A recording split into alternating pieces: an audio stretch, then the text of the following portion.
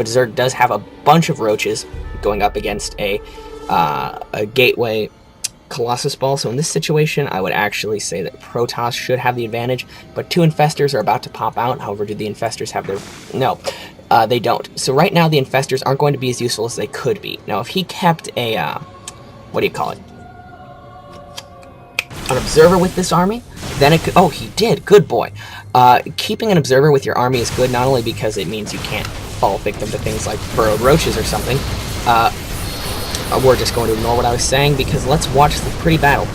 So he pulls back his Colossus. I don't know if I like that. These were good force fields, however, they weren't quite good enough. What he should have been doing is cutting off the roaches from attacking his army. Instead, they got in range as long with the spine crawlers, and he just melts. That shows you the value of upgrades, ladies and gentlemen. He was on 1-0, while the Zerg was on 1-1 with a slightly bigger army, and even though he had some pretty good force fields, he just didn't quite have enough, so it should be over at this point. Zerg's getting out of Spire, along with 14 more roaches. In this situation, Zerg expand, you have the money, there's no disadvantage to it. This is just going to be sad. We're going to watch an expansion die insanely quickly, and a bunch of probes sent to their death as well. He could be spending this chrono boost, but what's the point at this point? He's already dead. He warps in some more Stalkers. Stalkers beat roaches very well, however roaches are cheaper and faster, but roaches can't shoot up. Use your Forge, you idiot. Also, getting out Blink for Stalkers is always good versus Zerg.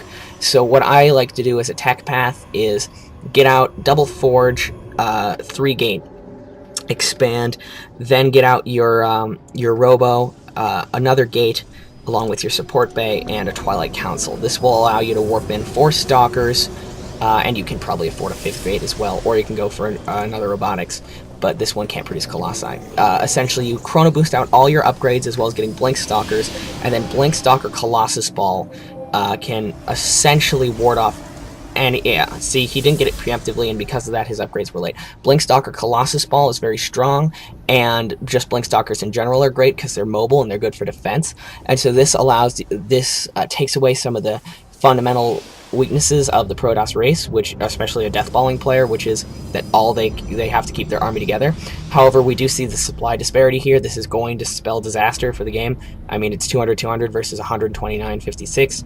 That is really, it's been over for a while, and now we just get to see a very sad Protoss get melted away by a bunch of roaches.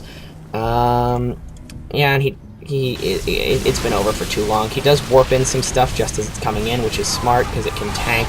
However, these Infestors can actually fungal, plus the fact that the roaches are on 1-2 while these guys are just on 1-1. It's really been over for a while. Although it is looking like the unit composition is holding, which is impressive. I think it's these cannons. These cannons have 7 total kills between them. However, the Zerg is taking this opportunity to not expand because he isn't very good. Nor is he using this as an opportunity to, you know, get his upgrades. However, wow, is he really going to hold? Oh, no, he doesn't. He killed the cannon. That's very clever. He killed the cannon and then burrowed. Well done. Well done, Zerg. Claps for you. So, what we're seeing now is, in all honesty, players who both made mistakes, just one of them made some that are less severe. I would say that not using this Forge for upgrades right off the bat, and then missing the... Why is he getting leg speed if he's going for a Stalker Ball? And also, why is he still in this game? We finally see Zerg taking his 4th, which he should have done a million billion years ago. Just like Protoss should be taking his 3rd. I know he's running a little bit low on money, but that's kind of the point.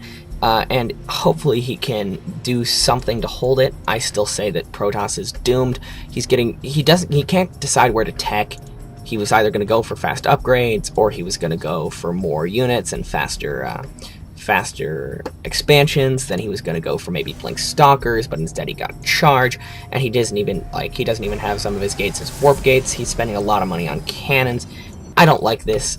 And this Infestor is going to get so many kills. Oh lord, this is going to be great. Pew. And then the overreaction by the Protoss. 3 infested Terrans can't really do that much, so let's send our whole army over there. And then we have more Infestors just using their burrow. While the roaches back home sit there and accept what should be 3/3 upgrades, but no, because the Zerg has forgotten how to play. He also isn't injecting larva, and he also isn't spreading his creep. So the Zerg has not played very well. However, the Protoss made a lot of mistakes, and the Protoss assumed that his army was going to hold and that his force fields were going to kill, when in fact his force fields didn't really accomplish that much. He didn't split the army in half, he split it in thirds, and he didn't prevent the roaches from attacking. He just sort of moved them closer to him, which allowed them to target the Colossus.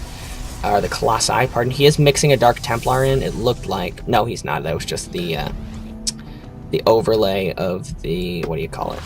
Oh, this is it. This is his third dying for the second time with the Zerg. In all honesty, the Zerg should be on 6 base at this point. 6 or 7 base, considering how far he was ahead and how much time he had. But he got a little bit overconfident, and the Protoss is just kind of sacking this. He also doesn't have quite enough Hydras for my taste. I know Hydras melt the Colossi, but he's been able to keep the Colossus numbers down. Those are some good force fields. That's what you want.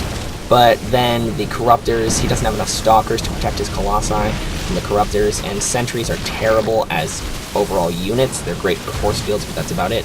And this should be GG. He's pulling all of his probes, but... And there we have it, GG. So we see the Protoss made a blunder, and then the Zerg just kind of capitalized. The Zerg didn't really lose that many roaches. Let's check units lost. Yeah, look at that.